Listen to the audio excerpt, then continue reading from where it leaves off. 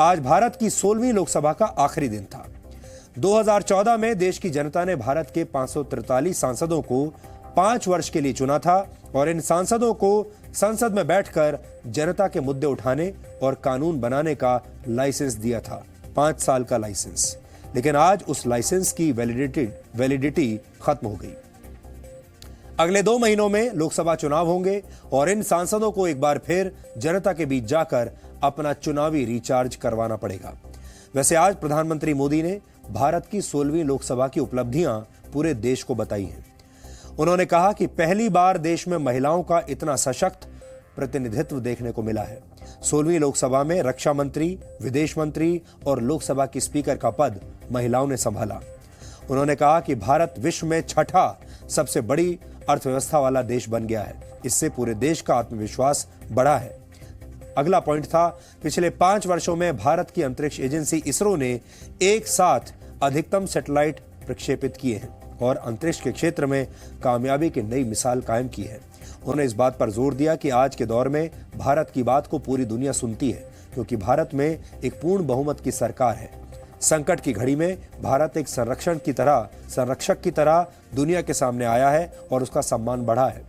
भारत ने नेपाल में भूकंप के समय 80 देशों के नागरिकों को संकट से निकाला। इसके अलावा यमन में भी भारत की भूमिका की दुनिया ने तारीफ की।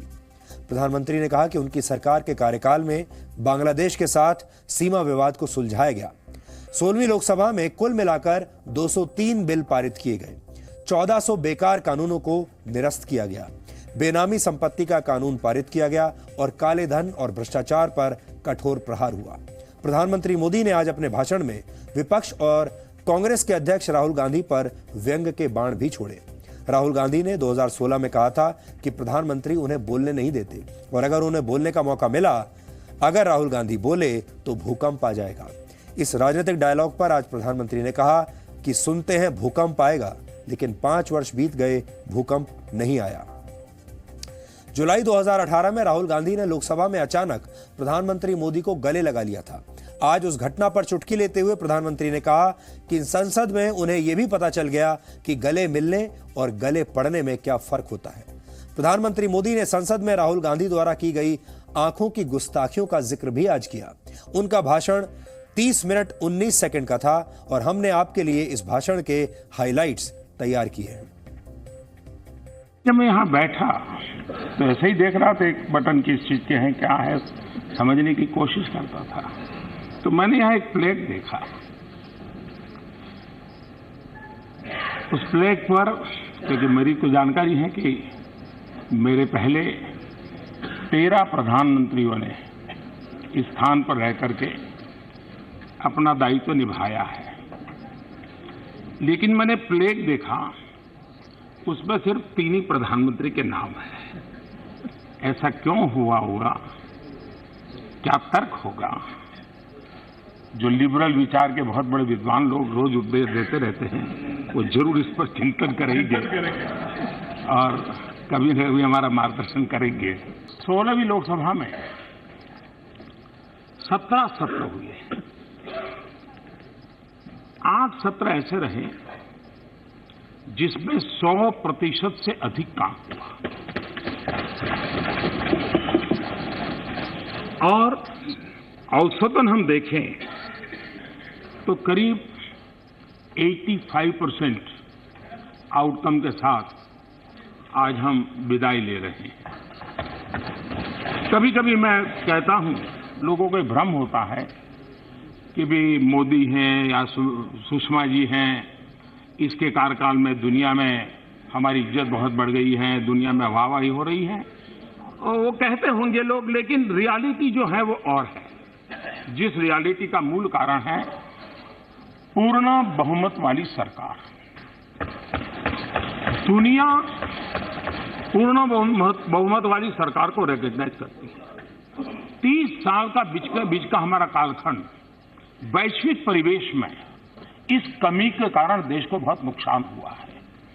30 साल के बाद 2014 में, क्योंकि जब उस देश का नेता जिसके पास पूर्ण बहुमत होता है, वो जब दुनिया के किसी भी नेता से मिलता है तो उसको मालूम है कि इसके पास मैंडेट क्या है और उसकी अपनी एक ताकत, इस बार मैंने 5 साल अनुभव किया है कि विश्व में देश की एक स्थान बना है और उसका पूरा यश न मोदी को जाता है न सुषमा जी को जाता है, 125 करोड़ देशवासियों के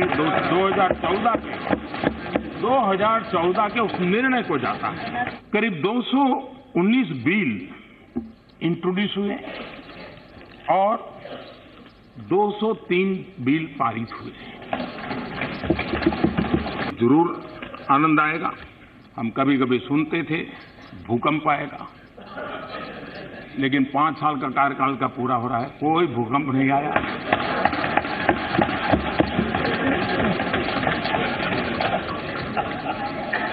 कभी हवाई जहाज उड़े हैं और बड़े बड़े लोगों ने हवाई जहाज उड़ाए, लेकिन लोकतंत्र और लोकसभा की मर्यादा इतनी ऊंची है, भूकंप को भी पचा गया और कोई हवाई जहाज उसकी ऊंचाई पर नहीं जा पाया। ये लोकतंत्र के ताकत है, सदन के पास। कई बार तीखी नोकझोंक भी हुई, कभी उधर से हुई, कभी उधर से हुई, कभी कुछ ऐसे शब्दों का भी प्रयोग हुआ होगा जो नहीं होना चाहिए। इस सदन में किसी भी सदस्य के द्वारा, जरूरी नहीं इस तरफ के उस तरफ के, इस सदन के नेता के रूप में मैं जरूर मिच्छामी दुक्कडम कहूंगा।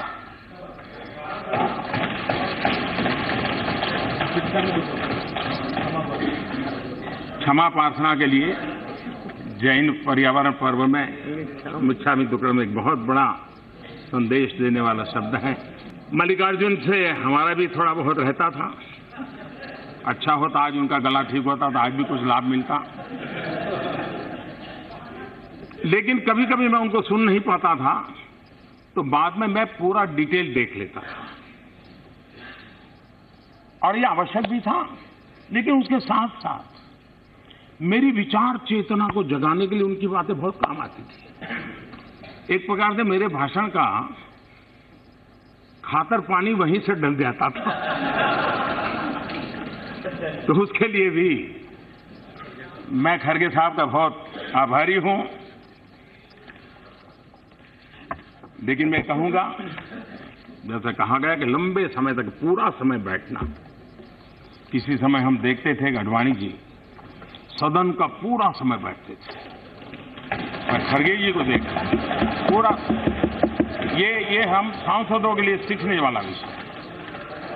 और ये भी कम बात नहीं है कि करीब 50 साल उनके आए हैं इस जनप्रतिनिधित्व के, उसके बावजूद भी जनप्रतिनिधि के नाते मिली हुई जिम्मेवारी को जिस बखूबी आपने निभाया है, मैं आदरपूर्वक आपका अभिनंदन करता हूं। मैं पहली बार यहां आया था, बहुत सी चीजें नई जानने को मिली जिसका कुछ अर्थ ही जिंदगी में पता नहीं था। पहली बार मुझे पता चला कि गले मिलना और गले पड़ना में क्या अंतर होता है। ये पहली बार पता चला मुझे। पहली बार मैं देख रहा हूं कि सदन में आंखों से गुस्ताखियां होती हैं। ये आंखों की गुस्ताखियों वाला खेल भी पहली बार इसी सदन में देखने को मिला, और देश की मीडिया ने भी बहुत को उसको मजा लिया। संसद की गरिमा बनाए रखना हर सांसद का दायित्व रहता है, और हमने उसकी भरपूर सबने कोशिश की है। इस बार हमारे सांसद महोदय की टैलेंट का भी बड़ा बड़ा अनुभव आया। अभी से मैं एक दिन भाषण कर रहा था राष्ट्रपति जी के ऊपर, ऐसा अट्टहास्य सुनने को मुझे मिलता था इस सदन में।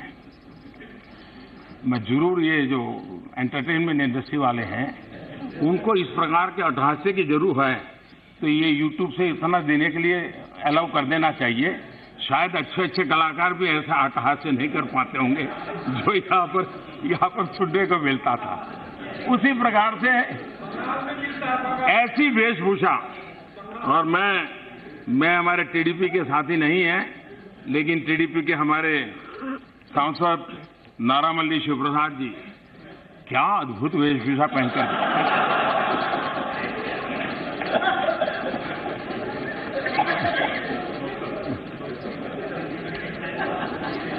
सारा टेंशन उनके अटेंशन में बदल जाता था।